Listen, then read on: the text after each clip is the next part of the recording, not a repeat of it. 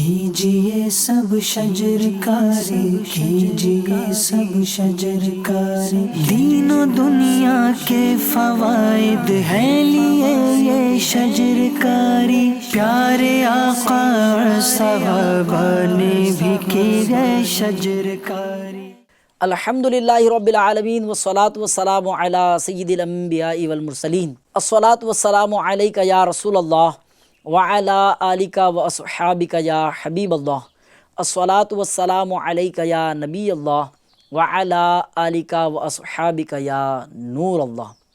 دعوت اسلامی انڈیا کا welfare wing Gharib Nawaz relief foundation, F G N channel کے ناظرین، یہ وہ ویلفیئر ونگ ہے جب دعوت اسلامی انڈیا نے محسوس کیا کہ ہمیں بہت زیادہ امت کی خیر خواہی کی حاجت ہے، تو کبھی ڈیزاسٹر مینجمنٹ کے نام پر، کبھی ویلفیئر کے نام پر، کبھی ہیلتھ فیسلٹیز کو عوام میں پہنچانے کے نام پر، تو بالخصوص اسکل انہانسمنٹ کے نام پر ہم نے اس ونگ کو پیش پایا ہے۔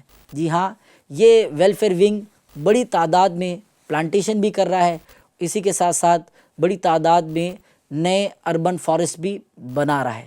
تو آئیے جانتے ہیں آج کے اس ایپیسوڈ میں plantation documentary by the help of GNRF۔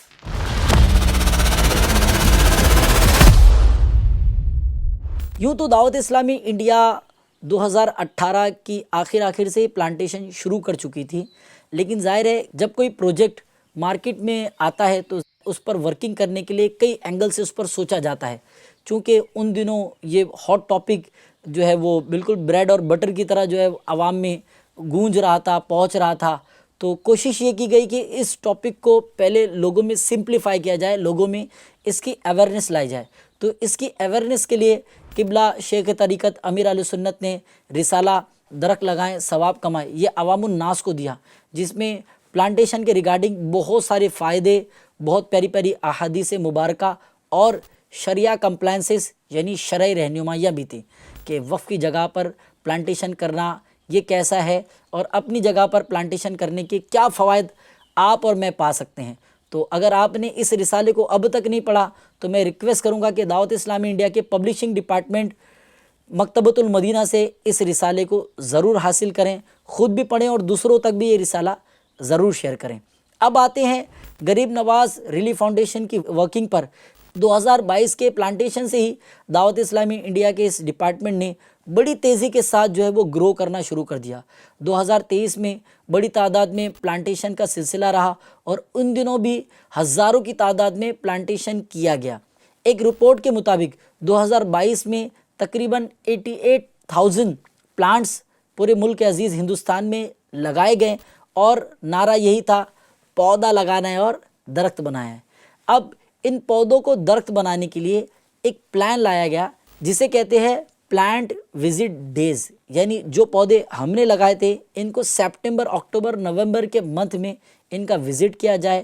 کبھی ویکلی وزٹ ہوتا رہا تو کبھی منتھلی وزٹ ہوتا رہا، جس کے نتیجے میں ہمیں یہ پتہ چلتا رہا کہ ہم نے جو پودے لگائے تھے یہ اب کس کیفیت میں ہیں۔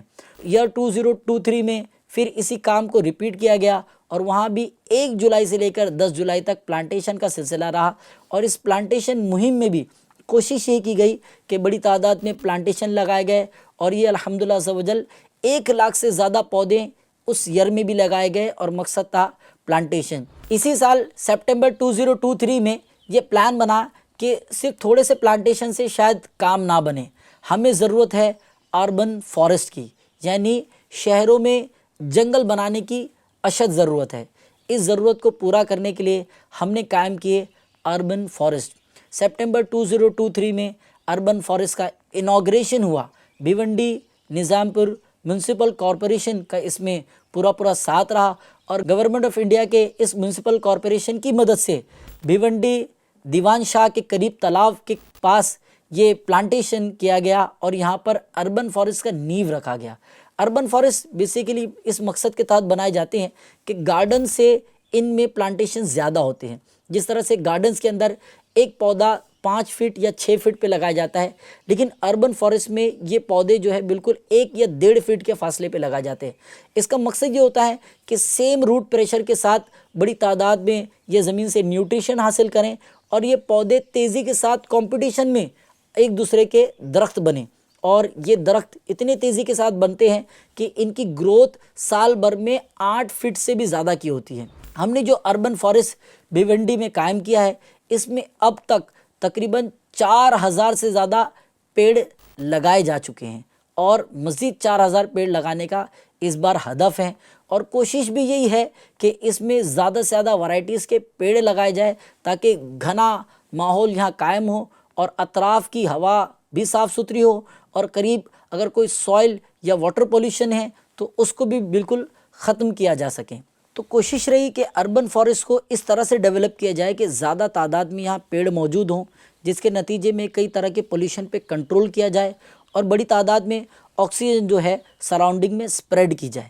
آئیے آپ کو اربن فارسٹ کے کچھ بہترین مناظر دکھاتے ہیں۔ دعوت اسلامی ہے یہ، دعوت اسلامی ہے، دعوت اسلامی ہے یہ، دعوت اسلامی ہے۔ اب ہمارا یہ ذہن ہے کہ ہم ملک کے کئی شہروں میں اربن فارسٹ بنائیں، اور اس کا مقصد یہی ہے کہ پودا لگانا ہے اور درخت بنانا ہے۔ ویسے ہمارا جو یہ مقصد ہے پودا لگانا ہے اور درخت بنانا ہے، اس میں بڑی تعداد میں کامیابی حاصل ہے۔ پچھلے سال اور اس سال بھی ہم نے لوگوں سے سوال کیا تھا کہ آپ کے لگائے ہوئے پودے کہاں تک درخت بنے، یعنی ایک تھیم کریٹ کی تھی کہ پودا بنا درخت۔ اس تھیم میں ہمیں کئی لوگوں سے ویڈیو موصول ہوئے، اور لوگوں نے اس بات میں خوشی کا اظہار کیا تھا کہ جو پودا انہوں نے سال بھر، 2 سال بھر یا 3 سال پہلے لگایا تھا، اب وہ پودا ماشاءاللہ درخت بن چکا ہے، اور اس درخت کی چھاؤں میں کبھی وہ ہوا کھا رہے ہیں تو کبھی اس درخت کو دیکھ کر خوشی حاصل کر رہے ہیں۔ آئیے اس کے بھی کچھ مناظر آپ لوگ کو دکھاتے ہیں۔ پیارے اسلامی بھائیوں، یہ جو پیچھے آپ پودا دیکھ رہے ہیں ہمارے، یہ ہم نے 1 سال پہلے تقریباً لگائے تھے۔ آج یہ ماشاءاللہ بڑا ہو گیا ہے۔ پچھلے سال یہ پودا لگایا گیا تھا، اب یہ ماشاءاللہ کتنا بڑا ہو چکا ہے اور ہرا بھرا بھی ہو چکا ہے۔ آج سے 3 سال پہلے ہم نے یہ انار کا پودا لگایا تھا، اور آج یہ درخت بن گیا ہے، جس میں پھل بھی آتے ہیں، جس کے پھل مدرسۃ المدینہ کے بچوں نے کئی مرتبہ کھایا بھی۔